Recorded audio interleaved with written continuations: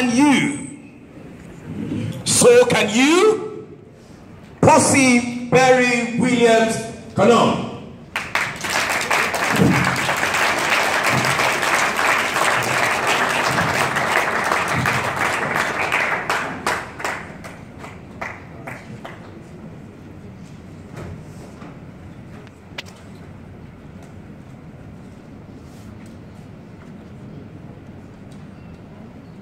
Laura was finishing her night shift when a man was admitted to the emergency care unit.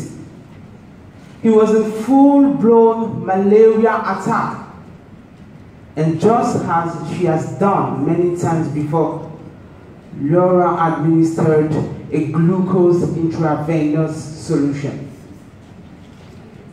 A few moments after, the man's heart stopped beating. He had passed.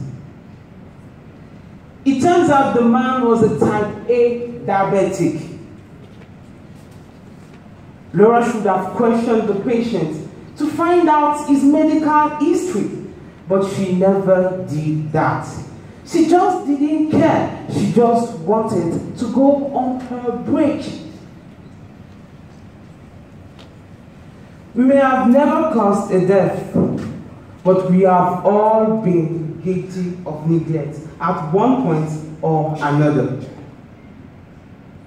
From the organizer that doesn't properly fasten a tire, to the teacher that pays little attention to his students, to the politician that allows toxic waste disposal by the water. How can we not realize that each and every one of us has a role to play, a contribution to make, and a gift to share? Fellow Toastmasters, we need to change the way we are thinking of changing the world.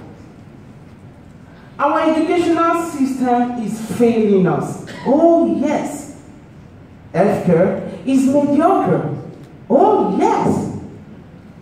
Our economy is going down the drain. Absolutely. And politics no longer has integrity. Oh no. But when do we stop blaming the government? When do we stop blaming others and start taking responsibility? Could it be that we are waiting for salvation instead of looking for solutions? Ask not what your country can do for you. Ask what you can do for your country. That's what John Fitzgerald Kennedy used to say. How do we contribute to sustainable development and create an environment where each and every one of us feels cared for, safe and protected? We have to start right now. It only takes a simple action. My neighbor Daniel waters the trees by his house every single morning. One day, I approached him and asked, "How come you water these trees every day?" And Daniel replied, "I want to save the environment." I was astonished. Are you serious? How could you imagine to save the environment by watering only 3 trees? He smiled, kept watering, and said, "For these trees, I'm making a difference." And I felt stupid. That was the moment I realized that the change we are looking for starts with us. And some of us know this perfectly. DJ Seydou Umar Sise gathers up a few friends to clean up the street of Bamako. You can even check that on his Facebook page right now. It may not be the biggest gesture, but it is a very powerful one. He is saving the environment. William Quenum from Malawi harnessed the winds and electrified his home and then his whole village using wind power. And at the time, he was a 14-year-old boy with no education, living in poverty. If he could achieve this, so can you. Dr. Denis Mukwege, the Nobel Peace Prize winner, is a Congolese gynecologist that chose to fight for women. He saved the life of thousands of them victims of rape during the war in Congo by giving them emotional and medical support.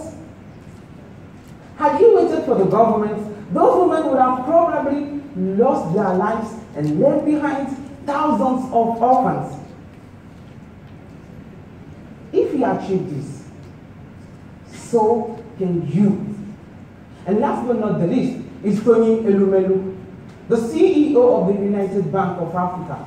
This man is one of the richest, but he knows that Africa needs more prosperous businessmen. And that is why, with his foundation, he is helping young African entrepreneurs to start and grow their businesses.